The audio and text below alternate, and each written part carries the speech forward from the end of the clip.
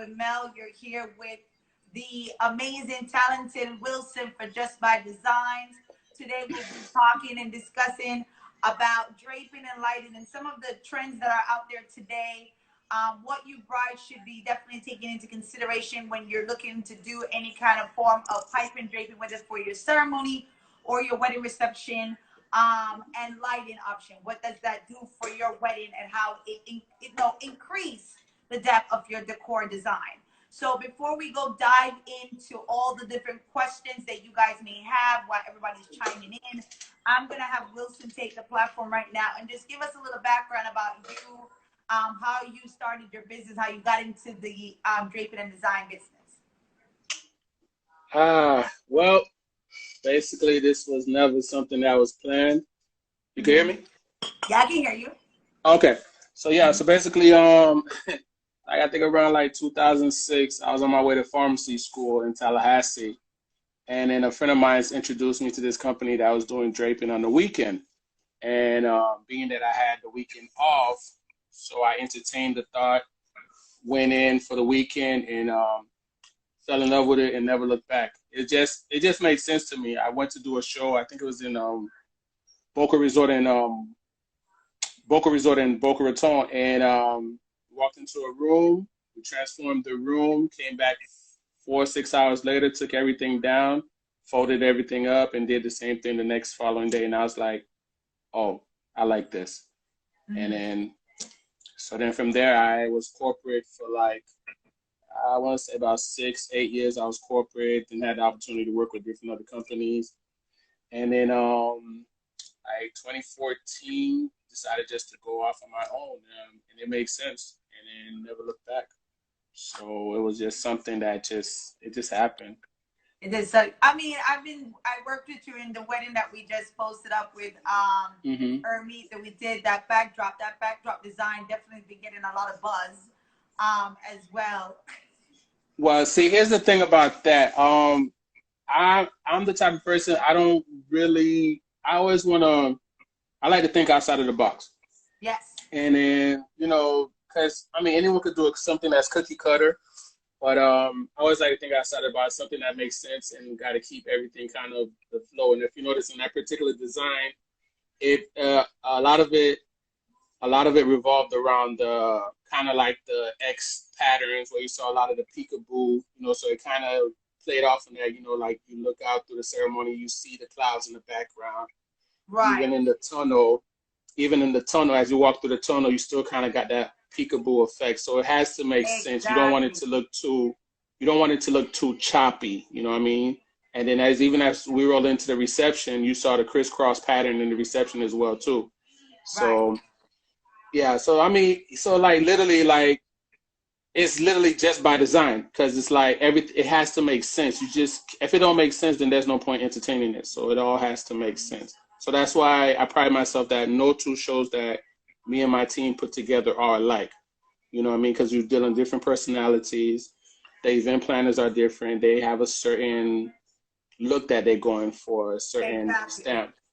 So that's pretty much what I pride myself on. Good to know. And that's something that I like with us when it comes to working together, the different creativity, the way that we bounce off of each other when it comes to a specific design. Because I remember us that day, you were like, Mel, is the center. Mel, you want this. Mel, you kept on making sure to include and chime in to make sure that we had the vision and what we wanted the look to look like to be absolutely clean. The tunnel. That was also great look. I remember before we came to the wedding day, you were like to me, Mel, this and this is what you get in. What do you think? And, what do you think we should do? Because a lot of times brides and clients look at draping and really don't know if they're doing too much or too little. Then they may want to cut corners, or they're doing too much to an extent. And that's one of the things that we wanted to touch on is, how do you go by when a client reach out to you, advising them on what will make sense for the location that they're going for and the style that they're going for? Okay, so let's take, let's use Mylander in Hialeah as an example. My lander is broken up into 3 ballrooms. So here's the thing with my lander. Depending on the guest count, you could approach it 3 different ways. One way is you could do, of course, the full room wrap, whether it be the middle section or if you're doing the middle section and the left section. Or you could have all the ballrooms open up, which I guess the guest count is like 300 or so. Yeah. And then so basically you could do the room wrap, which is all 4 walls, or you could do what I like to call the focal point. And then you have what they call the U shape. Now, the beauty of the focal point is that once you walk into the room, there's a certain flow that it goes into. So if you're coming into the room from the back, all the direction is going towards the front of the room. Right. So we like to focus on that because that's going to be the money shot. And it's the money shot for the photographer. It's the money shot for the bride and groom. It's the money shot for the bridal party. It's the money shot for the cake. You know what I mean? So that particular area, we like to focus more so on it. And if you notice, a lot of time when we do address that, it's not just draping. It's more so draping, and then you see where the money shots are going to be. You would do like a draping design. So that's an additional design on top of that. Because it's one thing to just drape it, but then when you drape it and you include a design, it gives it a much better wow factor. Right. And not just draping it. A really you know what nice I mean? sex appeal, because when you have something where it's just draped, it's just flat, you just drape in the room and do uplighting. But when you bring in the different design elements and create like a nice focal point, people are looking at that focal point throughout the night. And I'm glad that you mentioned the photographer. The photographer is using that as a backdrop as well for the cake. He's using that as a backdrop for the bride and groom when they're taking their pictures, whether we're going to do it at a sweetheart table or at the ceremony. So you want to make sure that you're doing something that's intricate, that's very like unique and different, that can actually be captured in a photo and used as an actual backdrop. It's not just to cover up the walls. It's also it's going to be seen throughout your entire photo gallery. So you need to really think about those things as well. Right, and for that reason, that's why I'm not really a big fan of you know, you have some brides and some customers that just want, just give me a 10-foot backdrop. No, the 10-foot backdrop doesn't really serve you too much of a purpose, because what happened is now you working with a small space, and 2, you're making the photographer work even harder trying to find angles to shoot the shot. Yes. You know, if the wall is 40 feet, just do a 40-feet run, because now you have more real estate to play with. Like I said, you could add the gift table if it's a baby shower. You could add the cake if it's a wedding. You know, you have more room to play with, and not just keep it confined to a 10-foot space. And then what? You know, then it looks crazy. And that's one of the things where brides would tend to try to cut corners when it comes to budgeting, right? Correct.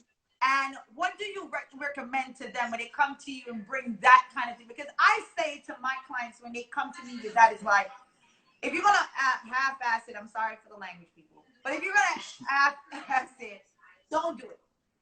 It's either you're going to do it right or don't do it at all. Correct. You know, if you and I are working together and we're coming up with a design concept, and you're going to say to me, hey, you're going to do a portion of the wall, but not the rest of the wall, or I just want 2 sides of the wall, but not the back wall.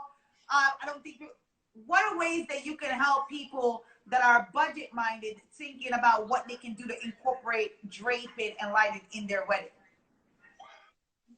Well, once again, it boils down to, like I said, like you have 3 ways. You could do the full room, which is all 4 walls, or you could do 3 walls, which would be like a U shape, where you have left side, right side in the top half, but the back side you won't worry about. And the only reason why the back side is not that essential is because once you walk into the room and everybody's in the room, nobody's really focusing in on the back. Right. You know what I mean? The only time the back really serves a purpose is for the ceremony, like when the bride and groom is coming in and they're making their way towards the altar. That's the only time. But for reception reasons, it really doesn't really make sense because then you could eliminate the back wall and just use 3 walls. Or there's cases where we've done caddy corner, like if it's a small guest count. We cat a corner where we just do the left and the right, and we kind of focus everything in that corner. So even if the photographer, the videographer pans to the right, he'll still get draping in the back, and if he pans far to the right and vice versa, he'll get the same thing. So yeah, so that's different ways you could approach it, and of course there's a big change, there's a big difference in cost. So Right. like using my lander as an example, my lander is 120 feet by 80 feet. So if you was to use just two parts of the ballroom, you'd be looking at about 90 feet by 80 feet. So relatively speaking, so if you was just to do the money shot, which would be the focal shot, so that's 90 feet, and then so you figure 90 feet, 10 feet high, so you're looking at $10 a foot. So essentially that'll put you at $900 just for the draping. Now that doesn't include delivery, that doesn't include breakdown, and the reason why breakdown is an issue when it comes to my lander, because they only give you 1 hour, literally 1 hour. I'm glad you said that, because that was like my next question for you. Because a lot of times brides reach out to me about locations that they can just rent, or they allow them to come in and do all these things, but they don't really inform the clients about how many times they really give them to set up and how many times they really give vendors to break down, and what they incorporate and that what it includes. Because one of the things is, let them know, draping takes a lot of time. Please tell them how long it takes to set up, please. Okay, so okay, let's go back to so let's look at so let's look at stick with my language. Coven Center. Wait. Okay. Coven Center. Okay. Yeah, Coven Center. Okay, so let's talk about Coven Center. So just for draping, Coven Center room, just the draping. Now this is just draping. This is not addressing the design behind the stage, or just draping alone is going to easily take you about 3 hours. 3 hours, right? 3 hours to get the skeleton up, and then put a drape up there, and then what really takes a lot of time, and that's what sets us apart from a lot of other companies is the details. Yes. Is the details, because when the photographer comes and him or her do what they do, they're gonna see the imperfection. Yes. They're gonna see if one drape wall is flat and the rest is nicely pleated. See, yes. And that's why, the time is needed. The time is needed. See, and I will say this. One thing I notice a lot is that the bride, they will pick a venue that's cost effective. Yes. Right? Okay, granted, nothing wrong with that. But here's the flip side to that. Yes, you pay next to nothing for the venue, but now you're gonna have to pay to have it really decorated. And then that's gonna take time. You have draping coming in, you have floral coming in, you have lighting coming in. You know what I mean? You have photo booth. It's literally it's a production. It's a whole production. It's a whole production. And so it's kind of crazy when you have these venues that don't want to accommodate. It's like because at the end of the day, it's a full circle. It helps everybody out. Exactly. The project we did at Coven Center, I'm pretty sure they haven't done anything like that. Never. So come on.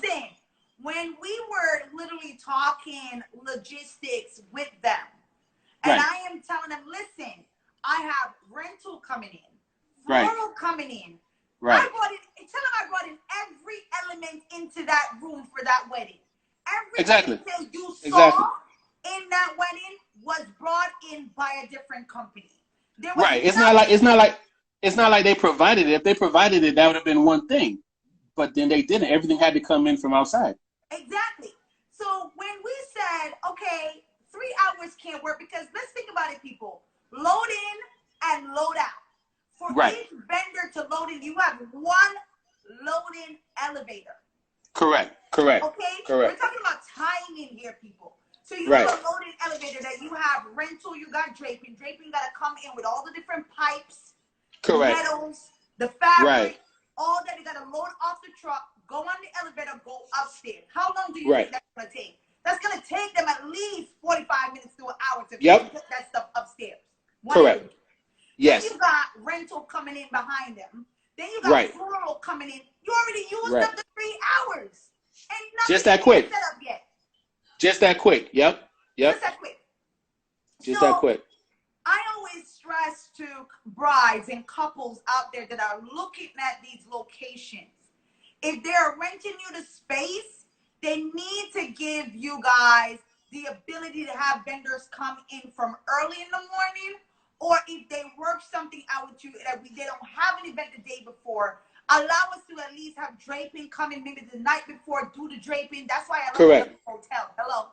Because they will let me come in the day before with my vendors and have my people drape and set up, deliver, drop off rentals, all that stuff if they don't have a wedding. Even if they have an event, they will let me come in after the event and do my job. So if you need to be able to work with these locations and let them know, hey, my wedding is not your traditional style of wedding. My wedding is a full-on production. These are the different elements and vendors I have coming in. How much time can you really give me for a client that's trying to use your location to do this? Because trust and believe, you never had a production that's going to happen the way I'm going to bring this place. And trust me, this wedding is going to bring you business. And trust and believe, COVID Center has been getting buzz call, and people have been calling me since that wedding. So and that's what they don't understand. So I'm like, it's a win-win. It's a win-win all across the board. You know, and I get the politics and all that. Oh yeah, we gotta pay our employees. Okay, then you know what? Let us put that in our budget. You know what I mean? Let us factor that into the budget. If it costs $100 extra just to bring in a team to open 2 hours early, I'm pretty sure we won't mind paying that extra $200 if it's gonna make our life a lot easier. You know? So it's like come on, venues got to start doing better. They got to start doing better. Thank you. I try to be a hottie when I can. But just on that alone with the setup time, people, you also have to talk to them about the breakdown time. Some venues be trying to let you break down in an hour when you done took the whole day to set up. Impossible. There is no way you can break down an event that you took 6 hours to set up in 1 hour. So for Wilson to come in and drape your room, and it's going to take him 3 hours or more to drape it. Now you're talking about him breaking down with his team. You think that he's going to be able to break it down in an hour, unload, and load up his truck and all that stuff to get up a permit? No. But essentially, breakdown won't take the same time as setup. As setup, because setup is more detail oriented. But an hour is not realistic. I mean, it can be done, but the labor cost is gonna go up tremendously. Yeah. You know what I mean? So, because you gotta think about it. For me to have a guy by the elevator waiting for me to pass him down, so then we're gonna have to have another guy by the truck to receive it. That's the only way it's gonna work. So it's like you trying to be mindful of it, but it's like, how can you be mindful if all these restrictions and parameters are being put up against you? Yeah. So it's like, come on, like meet me halfway on this, Exactly. And that's some of the things that we want to encourage you guys that are looking for these locations that allow us to come over and flip the whole entire space when you're renting it. These are some of the hidden questions that you need to be asking, because sometimes you ask it and you book, and then when you're going back and forth now, you might have booked the location before you book a planner, and you forgot to ask the question. And then when the planner comes in and the planner is saying, hey, did you find about setup time, breakdown time? Did you really ask him about liability and insurance and all that different stuff? You guys totally forgot about asking any of those questions, because all you're thinking about is, oh, you're giving me the space for X amount of dollars and I can bring in my vendors. And that's it. Right. See, and another thing, Mel,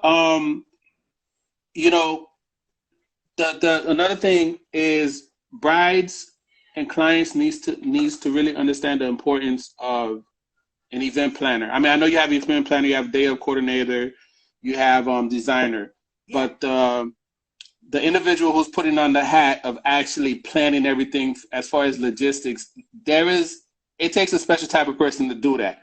You know what I mean? You have to be very meticulous. You have to be very time sensitive. There's a lot of moving parts into it.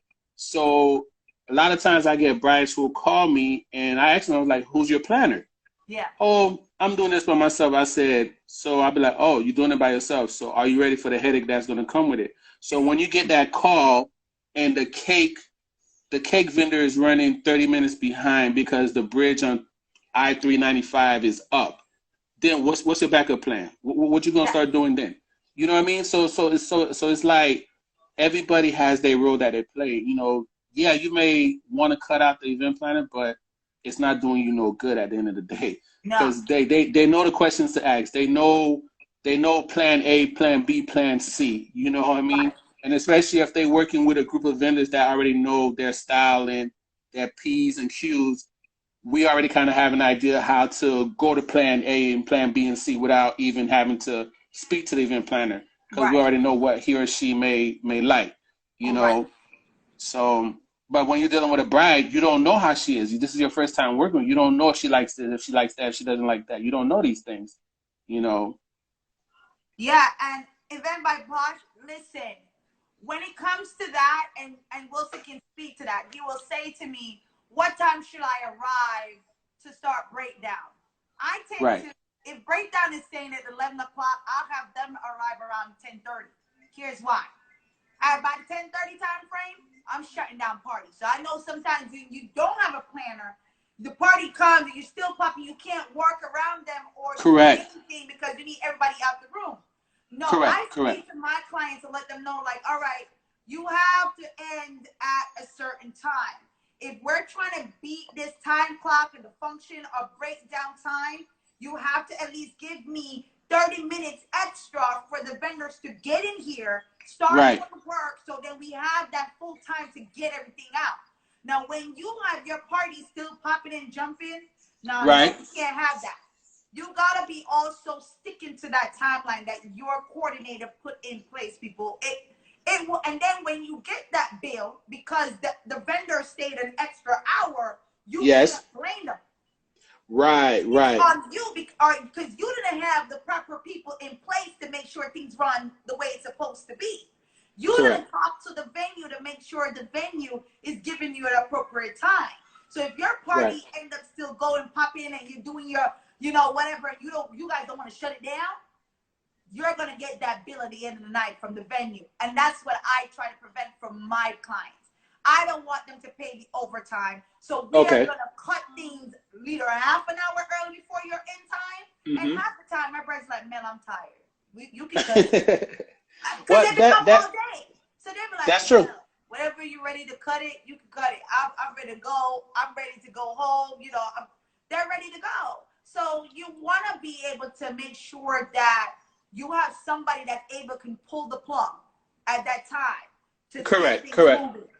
And I feel as though, Mel, and I'm not pointing fingers at anybody. I feel as though it's a big communication ordeal, because there's plenty of times I show up to an event to break down, and it seems like the DJ is just getting started. Like he's literally just getting started. So I'm like, so what's going on here? Like, now the music really getting good? Like, come on, man. Like, and then you hear it. You hear in the crowd, like the bride and groom, like, yeah, one more round. Like, no, I'm sorry. Like, we have a time. And then in all reality, we're looking out for their best interest if you really think about it.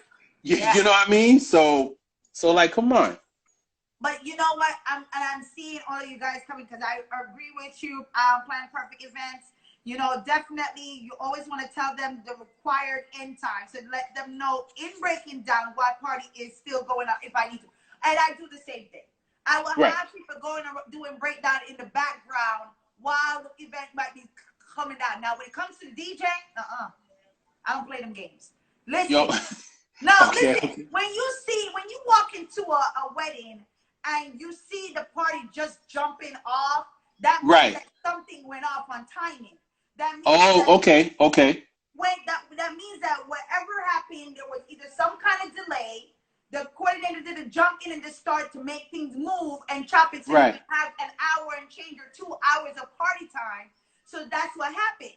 So now if you have a proper timeline and you're sticking to the timeline, you are working with all your vendors on board, you are able to stick to that timeline and still get a party popping till you'll be like, oh my God, we still got more time. You know how many times I got brides telling me, oh my God, it's still that early? And because I done got bouquet toss out the way, Mimi Onion, she will tell you what anyway. Listen, garden toss out the way, cake out the way, after all of that, and then go party. I'm done. Let me sit back and watch our party. That's all I want to do. Right. Get it out of the way, people, so then the people can really enjoy the DJ party. Correct. So when it comes time for breakdown, you can cut that little 30 minutes because they feel like they've been dancing all night. Yeah, it's a science. You're not giving yourself time. Yeah, it's a science. It's the science behind it, and clearly you developed a system that works for you. Yeah. You know what I mean? So once you develop a system and you're just not freestyling it, then it runs smoothly. You know? So it's like I get it. Yeah. You know. One of the things that I wanted to ask before we jump deep into these things, weather factor, backup plans. Now, I know we tend to do a lot of weddings where they're outside, rooftop. Okay. You know, Okay. people always want the canopy and the backdrop with the wind blowing. Right. What are some of the suggestions you give brides that want to do the outside circle canopy, backdrops, all that stuff when it comes to their event? So, my business partner, he outside is not his thing. Him and Mother Nature do not get along whatsoever. Shout out to Robert. And so what we developed, what we came up with to solve that problem is now as a service that we provide what they call trussing. Yes. And trussing is an alternative to getting what you want, but in the name of safety, because the way the truss is built, it's a heavy structure. Once it's locked down, it's locked down. Right. There's no wind blowing that over. Mm-hmm. You know, as opposed to pipe and drape. Granted, yes, pipe and drape is a little bit less expensive than trussing, but trussing will still give you the feel that you want, and then you still be able to have that outdoor celebration that you've been looking for. So I would say, as far as whether it be the round hoopah, we could do a round truss hoopah. Whether it be the tent-like structure without actually having a tent, we could do that with trussing as well. So it'll be trussing and draping. You know, where we take both elements and we combine them together, similar to what was done for upgrade events at the Levon, where she sketched an idea and we brought it to life, where we created a truss and drape structure underneath the overpass, and that's where she kind of created like a, I guess you could say it was kind of like a. I know what you're talking about, the one with the tunnel walkway that you could walk up under. You did like a yes. Yeah. Correct. So I have one right. Yeah, so something like that, you know what I mean? So it was very safe, secure, you know, the guests were able to, you know, mingle and have drinks and, you know, carry on as they need to without the wind being a factor. Although it was windy, but I guarantee you that structure did not sway one bit, you know? So, and it definitely give you a different option to look into. So I would definitely say for outdoors, trussing and drape is the way to go. Trussing and drape. 100%, because even in my fashion industry as a producer, doing fashion week and stuff, we always did trussing, and trussing was always the way to go because the sturdiness of it. You know what you can do with that as well. People used to say like trussing tends to be a little bit too bulky or whatever like that, but I find it to be the ideal way because you can create so many different elements with trussing. Oh yes. Oh my God, it's the possibilities are endless. You could do everything from you could literally take the truss and cover it with grass wall and with artificial grass. You could put a facade on it, make it look like a building. Like it's so much you can do with it. That's one of the things that I used to do, the 3D projection where you can put Right. actual mirror, like walls on it, and project 3D mirrors off it. You Correct. guys don't understand. I just want you guys to just let me do it. Just let me do it in Florida. But anyway, but, Exactly. see, but these are some of the things that I'm telling you, when you got a trust system and you have those elements, you can bring in so many different detail factors. That's one of the things that I want you guys, wanted you to talk about, is also trending styles that brides can look forward to for this 2021. What are you seeing out there now that are trending that you could, give some of the brides on here that are looking to do draping? Well, see, well, if it's outdoors, I mean, shout out to Kia Chantel Events. She definitely she definitely loves to send me a challenge. And one of the challenges that I had the opportunity to tackle was, and I guess it was more so for the cake designer. Yeah. So we did a project at level 3, and it was all about the cake. It was all about the cake, like literally. Level 3, I can't wait. Yes. Yeah, so the design revolved all around the cake, and she wanted us to create a truss structure that allowed the cake to have its own spotlight. Yeah. And yeah, so that's I think that seems to be like a new thing where certain things having their own spotlight, whether it be the cake, whether it be the head table. Yeah. And yeah, and I think everything is like really revolving around the trussing, with the trussing, because like say if you have a head table or multiple head tables, you could have a truss overhang, and then you could have the florists come in and add their taste to it, and and they can little dress up the truss, and like literally you have a masterpiece just off of using the truss as an anchor. So you get what I'm saying? Things, and I know some design planners on here is gonna take my design real quick, but you just said it real quick. Like say for instance, you have your bridal party head tables that you like to signify. I like to make sure those tables at a family table are like standing point, focal point. Correct. Because that's where the photographer focus on. Sweetheart, bridal party, family, always in the forefront. That's it. Right. So for me, one of the great things that I was looking to do for 2020, God hope we get back to plan. We get back out there to do weddings. God hope. But one of the things that what you guys can also think about as trending with the trusses is that, as you were saying, say you have a bridal party table and you have the guys on one side or whatever, or you have a family structure, you have these long tables set up. You can actually do a whole thrust system over the table. Have your florists come in and do something whimsical with high-end orchids. Correct. Hydrangeas. Trust me, I have this banging idea in my head for some stuff that's going to come in. Y'all not ready. So when you can definitely have those different elements in there. So when we're talking about different focal points, people, we're talking about highlight factors. Yes. The highlight point. We look for those pictures when the photographer comes back. So you definitely want to emphasize on that cake. Especially if you spend money on the detail of that cake. Mimi's on here, she gonna love me. She was like, but it's something where you want to make sure you highlight those factors. Then it comes down to your sweetheart table. What kind of design and what kind of wow factor you want when you walk in the room, and people see that when they walk in the room. Those are these major focal points with your bridal party table, your family table. You can definitely create like unique elements. When I did the clubscape and I started bringing cabanas into reception rooms, people was like, hold up, how you get the cabanas in there? Because you can you can do these things, people. Yeah. It is just another element of design and creativity that you're bringing in to a reception. Correct. It's an enhancement. It's definitely an enhancement. There you go. It makes everything stand out. I'm a big fan of weddings that are out in like Dubai, Lebanese. That's me. I praise God when the bride in Florida give me the money. But here what I'm saying is when you look at those different characteristics from those type of weddings, you see that they're not afraid to use different elements, and that's where I am as well when it comes to creativity. I'm not scared to use certain colors to combine them, because listen, color blocking, as you guys, this is the fashion mind talking.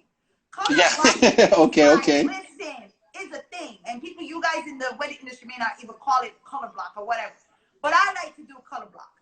I like Okay. to have different colors meet and mesh where it works. Sometimes you Okay. see different colors and they feel as if it doesn't work. Lighting does wonders when you come Right. to a wedding. Without proper lighting and reflecting that off of a setup or arrangement, you might lose the whole look when it comes down to the photos. So it's good to definitely look into these different weddings. You know, we stuck on these Pinterest, but you really need to look at what's going on out there.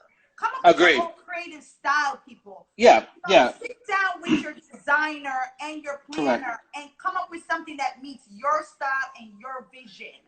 That's what Yes. I recommend to my clients. And I'm totally with you on that, Mel, because like art is subjective. There is no right and there is no wrong. No one said that you can't take glass and wood and marry them together. No one says that you can't take, no one says that you can't take stripes and have a love child with polka dots. You know what I mean? It's just how you make it work. Yes. Just how you make it work. So I'm definitely with you on that. Like, let's stay away from the Pinterest, the cookie cutter, and like really start thinking outside of the box. Because you'll be surprised. There's plenty of times, like I like to go to Wynwood a lot. And I go to Wynwood for inspiration. I see you. Oh, is that Ermith? I see. Yeah, that's our bride right there, people. Yes, it is. Yes, it is. So I like to go to Wynwood a lot because Wynwood, you get these kind of like colors that go, like you would never think they'll go together, but when you see them, you're like, wow, this really works. You know what I mean? And from there, you just take it and you run with it. No telling what you could create out of it. So I'm definitely with you on that. Like, Wynwood is definitely a good place for me for inspiration. I go there and spend some time, just walk around and just see what else is out there. Whether it be a design, a certain angle that someone created, and I just apply it in what I'm already doing, whether it be the draping. And sometimes with draping, what I like to do, just even with the swags, I have a thing where I don't like to keep doing the same swag over and over. I like to mix it up where it's making it look abstract, or making it look three-dimensional. Let it have its own voice. Yeah. And it's okay. It's okay. Your swags don't have to be perfectly symmetrical. You can have one high and one low. Just make sure both sides match. If you got multiple doors, it has to make sense, some kind of sense to it. But yeah, and it's okay to get funky with it. It's okay. Listen, I was even talking to one of my other draping guys that does my ceiling, because you guys people always ask, oh, does draping do ceiling too or whatever? But you have two. You ain't have one company that do both the walls and the ceiling. Then you have one that just do the walls and don't do the ceiling. So to me, it comes down to when you are looking at a location and space, and that's why layout comes into place. People have a visual concept of the layout of a room and how you're going to set up. Each one of my vendors that are on here can speak to this, that I do a custom layout and I send it to them. They know exactly where things are going to be put, the tables are, where, all these different elements are going to be pinpointed on. Sure. So now when you get to the location and you're looking at these doors that you want to cover and do the little swag. I hate the little pin swag. That little one straight part and I hate it. Because it doesn't really give a wow factor when the bride and groom is coming through the door. But it's what you pay for, is what you get. So sometimes, I would go to my guys and I would say, hey, I need you to do, this is the door that the bride and groom and the bridal party will be entering in. I need at least this door to have a wow factor. Because the video and the photographer is going to be capturing that throughout the wedding. So I have a recommendation for that too, for those brides that are looking. Definitely speak to them when you're talking to them and make sure the factor is in. Okay, so what I like to address that in different ways. When you, like I said, once you walk into the room has a sense of direction that is going towards. So picture yourself walking to a room, And if you look to your right, to your left, you have draping. And then before you walk into the actual room itself, you have swag that you're walking out of. So we like to create that look. It's kind of like, I guess you could say it's like a mini tunnel without the top. So it allows you to walk within a room within a room. Exactly. You see what I'm saying? Because it creates that surprise where instead of just walking into the room and you have the swag that's already stuck to the pre-existing door, and it's just like, okay, boom, everyone already sees you. But if you're walking into a little room, like a little foyer, if you want to call it, and then, you know, you can sit there for a little bit, get your thoughts together, and then you make the final entrance into the room. So that's one design. And another one that I've tried before is using half of the circular canopy. So instead of using the whole canopy, you use half of it, but you have to figure a way to set it up where to make it work for you. So you'll set up half of it and get it up close to the door, so when they walk in, there's not a gap. So have it flush to the door, so that when they walk in, they're walking into an oval or half a circle foyer. And then once again, the swag is there, and then they could walk right out into the main event. So, but you know what, so I definitely like that too, because that's what we did for Ermith, who was on here. When we did the tunnel where people were entering in and they were like with the candles on the ground, they were draping the swag. We had that tunnel entry, so when they were walking, it was like, wow.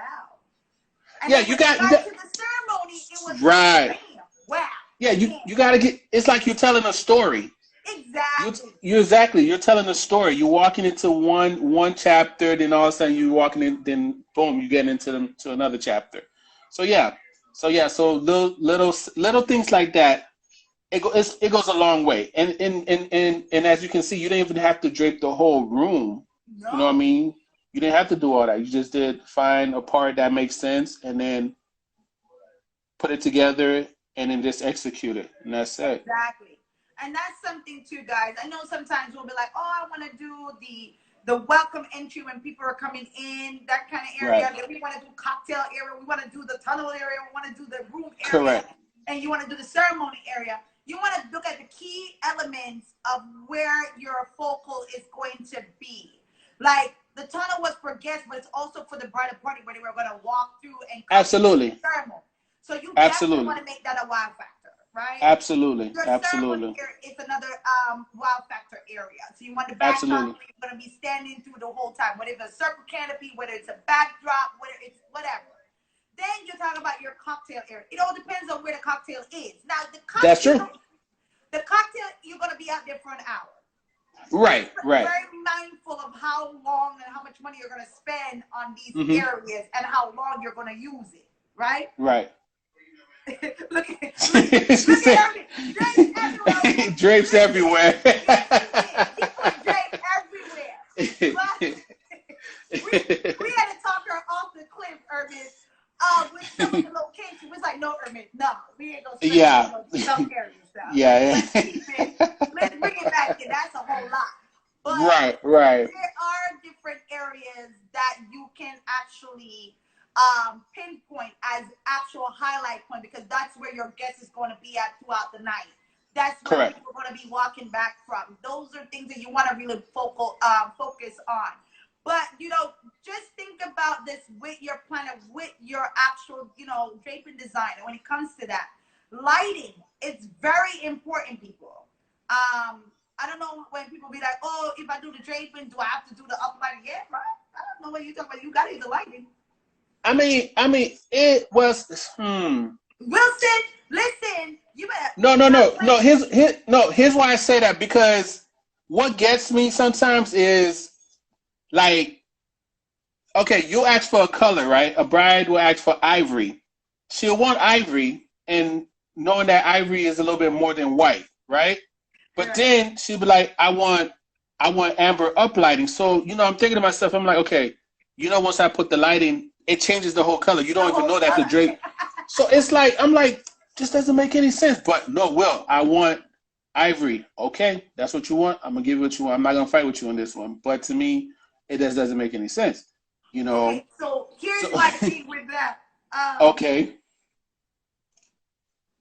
Okay. I'm gonna answer your question. Plan 1 second, but just to add to that, Who's that, Nadine? Okay, because it is a good one. I've turned away. When it comes to the lighting, I just want to end off on that.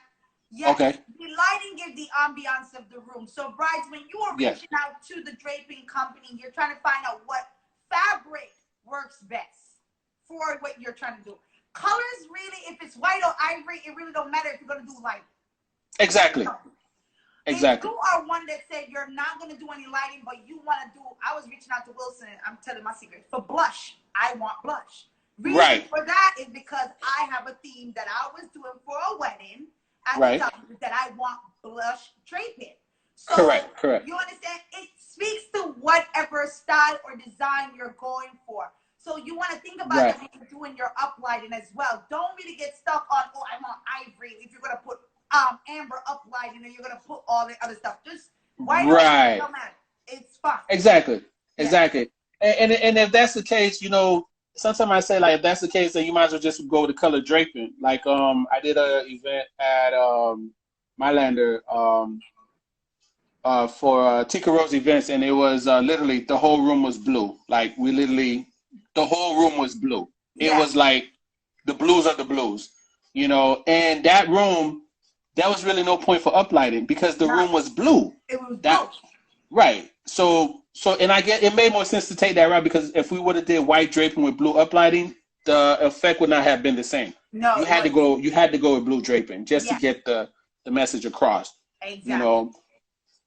So yeah. Oh, but just to go back on outdoor events. So uplighting comes with the drapes. Answer that to Stephanie. That's my bride. Uplighting comes with drapes, but there is an additional charge. But I guess, to be quite honest with you, with everything that's going on after the dust settles, that might be something we may have to revisit where we may just make it as part of the package with the drape because it just makes more sense. All right. You know, but have you ever go back with a complex venue that you have turned away clients because of? Oh. 8 minutes on here. Absolutely. Absolutely. When you have a venue that has no elevators and there are 3 flights of stairs and they want you to bring up pipe, bass, Imperial has to bring up tables, chairs. That's not going down. I'm sorry. It's just not going to happen. Yeah, it's like, come on. I mean, I understand some of these buildings in South Florida are very old, but if you making the decision to make it a venue, then you have to take the necessary accommodations to allow people to use it as a venue. Yes. Yeah. So I have turned some away. Like. But that's understandable because at the end of the day, the piping and all that stuff is heavy. I remember there was one wedding we were doing at First Baptist, and Shapeworks, which is another company that we use, and you know them very well too. Yes. You know, and they were unloading, and because of the rush, that metal cart thing fell on the guy's hand. We had to rush him to the hospital. So these things are super duper heavy, people. It's not lightweight stuff that you're gonna bring up and down the stairs. No way. It needs to have a load in and load out elevator. Automatic. That's it. And not have an elevator, people. You have to. Correct. Yeah, because like I said, safety first. Because those base plates, they're steel, and each of them weigh anywhere from 35 pounds to 62 pounds each. Yeah. So imagine you have a cart with 20 of them, 30 of them. The weight definitely adds up real quick. You know. So I see you. Yeah. Hi, Annie. How you doing, buddy? Here, we have about 6 or so minutes. This went by pretty quick. I know the hour be going like this. We talk for hours. Right. What are the ways people can reach out to you to book your services? What are the process so they brides on here know how you operate? You know. Since I started, I've had the same open door policy. My number's on Instagram. You press the button, call me direct. I'm gonna pick up. We're gonna talk. Usually, like if I pick up, we're talking. If I don't pick up, I'm gonna call you back. But if I pick up, we're definitely gonna talk. You know, and email is good, but email I usually see it, you know, maybe like a day or so. But call and texting, yeah, I get that right away. And yeah, we're talking. Definitely. Well, one of the great things that I appreciate you, Wilson, for coming on here, because you definitely shed some light to a lot of our clients, our newly engaged brides on our platform that are really looking to do these drape-ins and definitely taking those elements into consideration, because it breaks down to everything from the fabric to the structure, right, to the elements that you're creating. And these are things that create the wow factor at your wedding, people. So don't think that, you know, you have a location at bare wall that if you want to add draping, if it's going to take away from your photo, it's actually going to add to correct, that, to correct, the visual of your room. So we want to correct. thank you. Oh, you're welcome, Annie. I appreciate you too. We want to thank you for definitely joining us today and coming on here, shedding some light. Ladies, reach out to Wilson if you have a planner. Work with your planner to work with Wilson. Trust Yes. me, he's absolutely amazing. I know I've Thank worked with you. him. I'm always going to work with him. So he does great work. Listen, you guys have been running me down and so forth since he did that COVID sender funnel and everything else. But I appreciate that, Mel. Absolutely great to really have you guys on the platform. Tomorrow we had you, Alexander, to be on the platform, but she called me today, guys. She had a little emergency, so we're going to have to postpone Yuna tomorrow. So I'm sorry, Mel will not be on live tomorrow, but we'll be back on Friday at my showroom with the fabulous Dominique. We're going to be showing you some display setup, how to go from a big decor to an A over-the-top design. So I'll be doing some full setup with that on Friday at 6 o'clock. Join me and Dominique as we go forward.